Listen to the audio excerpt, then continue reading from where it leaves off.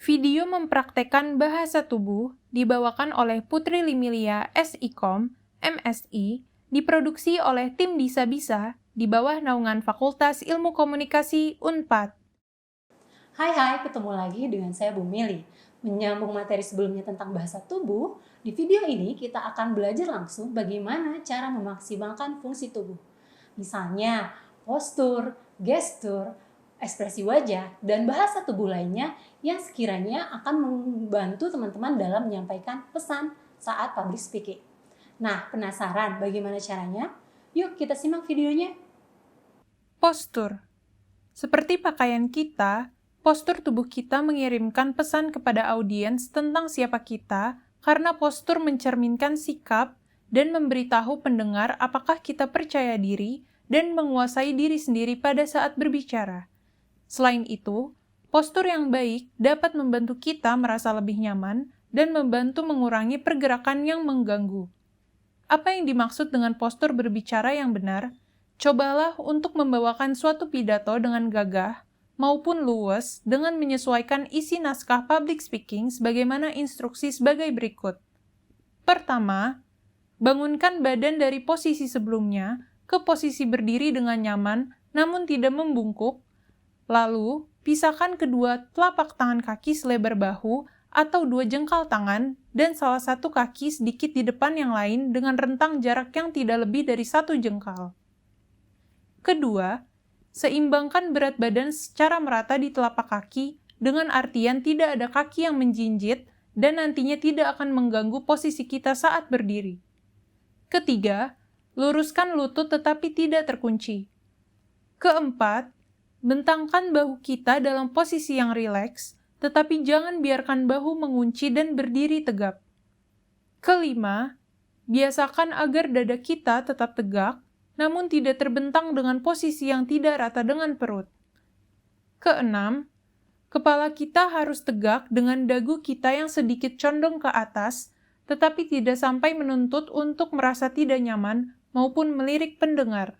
Di mana hal ini bisa kita dapatkan dengan menyandarkan seluruh tubuh pada tembok yang memiliki permukaan datar dalam posisi tegak, kemudian mengangkat muka hingga terasa sebagian ubun-ubun mengenai tembok.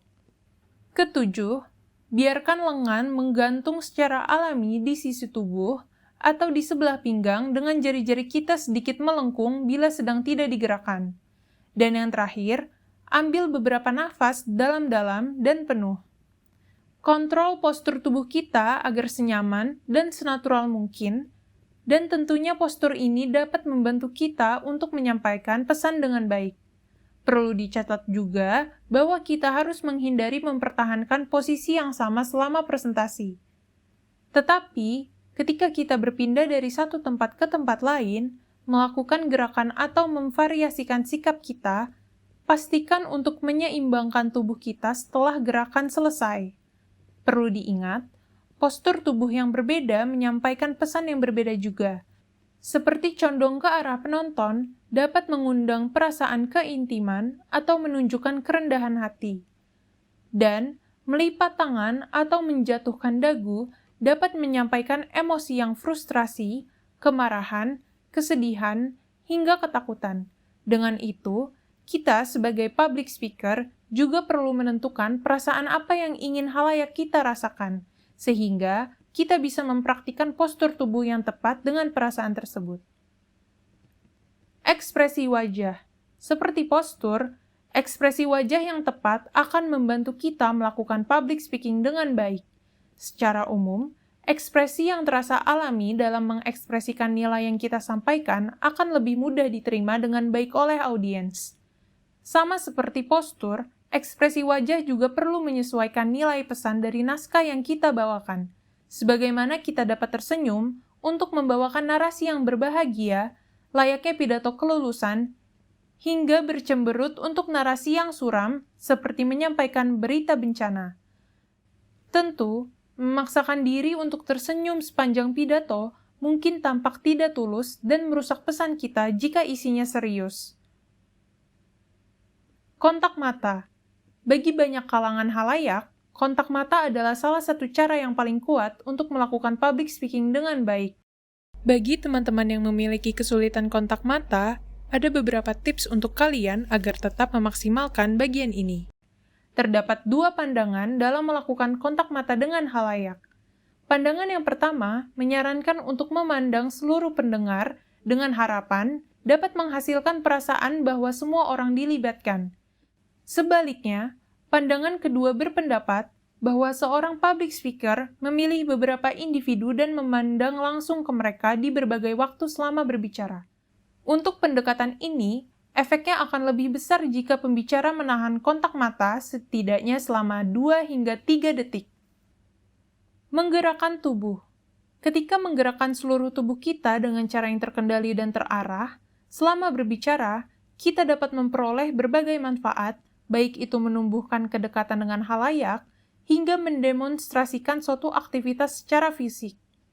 Bentuk gerakan tubuh sendiri tetap membutuhkan penyesuaian dengan isi naskah maupun nilai yang kita bawa. Sebagaimana narasi yang bersifat seruan, memerlukan gerakan tubuh yang lebih banyak dibandingkan dengan narasi yang bersifat berkabung. Dalam menyampaikan narasi yang berseru, kita bisa menegapkan postur tubuh serta menggerakkan tubuh dengan cara yang menghentak. Sedangkan, narasi yang sifatnya berkabung, kita bisa lebih menundukkan tubuh serta menggerakkan tubuh dengan perlahan atau halus, menggambarkan rasa kesedihan dan kesopanan. Di lain sisi, dalam membawakan narasi yang formal, ada baiknya kita berdiri dengan tegap, berjalan tidak lebih dari 3 langkah dari tempat kita berdiri. Hal ini bisa disertai dengan gerakan tubuh yang menghentak juga. Dan untuk narasi yang bersifat non-formal, tidak memiliki batasan dalam mengekspresikan diri kita melalui gerakan tubuh, sebagaimana narasi yang menghibur akan membutuhkan gerakan yang lebih banyak dan berenergik dibandingkan dengan narasi lain. Gestur. Gestur adalah gerakan tubuh tertentu yang memperkuat pesan verbal atau menyampaikan pikiran atau emosi tertentu. Gestur sendiri merupakan gerakan tubuh kita yang dapat memperkuat atau mengurangi pesan kita. Namun, kekuatan utama dari gestur ialah pada pergerakan tangan. Sebagaimana gerakan tangan dapat menunjukkan makna yang sangat tepat kepada audiens, seperti halnya penggunaan gerakan tangan dalam bahasa isyarat. Bentuk komunikasi nonverbal sendiri memang diakui sebagai bentuk komunikasi yang paling menggugah untuk mendapatkan perhatian halayak dan membantu kita sebagai public speaker untuk merilekskan saraf. Berikut adalah bentuk-bentuk gestur sendiri terbagi menjadi 4 bagian dengan fungsinya masing-masing. Pertama, gerakan deskriptif, memperjelas atau meningkatkan penjelasan pesan verbal. Gerakan ini membantu halayak memahami perbandingan dan memvisualisasikan ukuran, bentuk, gerakan, lokasi, fungsi, hingga jumlah objek. Layaknya gerakan tangan dengan menggunakan kedua telapak tangan untuk menggambarkan ukuran dari suatu objek. Kedua, gerakan empatik, menegaskan ulang apa yang kita katakan. Gerakan ini menunjukkan kesungguhan dan keyakinan.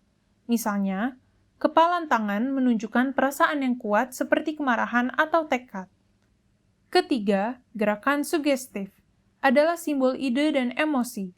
Gerakan ini membantu pembicara menciptakan suasana hati yang diinginkan atau mengekspresikan pemikiran tertentu. Gerakan-gerakan sugestif dapat berupa telapak tangan yang terbuka dalam menunjukkan sikap yang memberi atau menerima, sementara mengangkat bahu untuk menunjukkan ketidaktahuan, kebingungan, ataupun ironi. Keempat, gerakan prompting digunakan untuk membangkitkan respons dari halayak yang kita inginkan. Jika kita ingin pendengar mengangkat tangan, bertepuk tangan, atau melakukan tindakan tertentu, kita dapat melakukannya sendiri sebagai contoh dan meminta halayak untuk melakukan hal yang sama. Tujuan dari gerakan ini sendiri untuk memberikan kegembiraan emosional, perasaan akan ketenangan, hingga emosi-emosi lainnya demi mendramatisir ide kita maupun merangsang partisipasi halayak. Namun, untuk mempraktikkan gestur dengan baik, dinamis, dan efektif, ada baiknya kita melatih gestur tersebut dengan 6 aturan sebagai berikut. Pertama, tanggapi secara alami apa yang kita pikirkan, rasakan, dan katakan. Hal ini bisa dibiasakan dengan menjadi pribadi yang ekspresif. Sebagaimana saat merasakan kesedihan, kita bisa menutur katakannya dengan nada yang merintih maupun tangan yang bergemetar. Kedua, ciptakan kondisi untuk mendukung gestur. Gestur sebagai variabel pendukung juga masih memerlukan variabel pendukung lainnya. Layaknya konten presentasi kita bisa disesuaikan dengan gestur atau gimmick yang kita bawa seperti pembawaan yang ceria, dapat menggunakan bahan presentasi yang berwarna cerah. Hal ini perlu kita latih juga menenggelamkan diri kita dalam emosi narasi yang kita bawakan. Latihan seperti ini diperuntukkan agar gestur dapat dilakukan secara alami dengan gerakan yang sesuai. Ketiga, sesuaikan gestur dengan perasaan yang kita ingin halayak rasakan. Sebagaimana gestur merupakan variabel pendukung dari pesan yang kita sampaikan, gestur juga bisa memutarbalikkan nilai dari pesan yang kita bawakan. Layaknya pesan yang menghibur dapat didukung dengan gerakan tangan yang meriah maupun gerakan lainnya yang bersifat lucu. Keempat, buat gestur kita meyakinkan. Gerakan kita harus hidup dan berbeda jika ingin menyampaikan kesan yang diinginkan. Gestur yang dilakukan dengan setengah hati menunjukkan bahwa pembicara tidak memiliki keyakinan dan kesungguhan. Hal ini layaknya seorang pembicara yang melakukan gestur tidak sampai tuntas, seperti narasi seruan yang diawali dengan gestur yang bersemangat, namun tidak bisa mempertahankan semangat tadi hingga akhir. Kelima, jadikan gerakan kita halus dan tepat waktu. Untuk ini, kita dapat melatihnya dengan meminta penilaian orang lain agar nanti gestur kita tidak terlihat palsu dan mengurangi nilai dari pesan yang kita bawakan. Keenam, jadikan gestur alami dan spontan sebagai kebiasaan. Langkah pertama untuk menjadi mahir dalam memberi isyarat adalah menentukan apa yang kita lakukan sekarang. Dengan itu, dalam mempersiapkan naskah yang akan kita bawakan, penting juga bagi kita untuk mempersiapkan variabel pendukung layaknya gestur yang nantinya akan dibawakan juga secara bersamaan dengan naskah tadi. Saat kita menjadi seorang public speaker, halayak kita juga akan menggunakan indera visual mereka untuk menentukan apakah kita tulus dalam menyambut, berminat dalam topik yang kita bawakan, hingga tertarik atau tidak dalam berkomunikasi dengan halayak. Itu dia materi terakhir kita mengenai penerapan bahasa tubuh. Ternyata banyak ya komponen-komponen yang teman-teman perlu kuasai untuk menjadi public speaker yang bagus. Sekarang waktunya teman-teman untuk baca ulang, pelajari kembali semua catatan-catatan yang telah teman-teman buat selama video pembelajaran ini berlangsung. Dan jangan lupa untuk menerapkannya dalam kehidupan sehari-hari. Tetap semangat dan saya doakan teman-teman bisa menjadi the best public speaker. Dalam berkomunikasi, gestur adalah variabel yang jauh lebih menarik, efektif, dan berharga daripada kata-kata itu sendiri, oleh Francois Rabelais.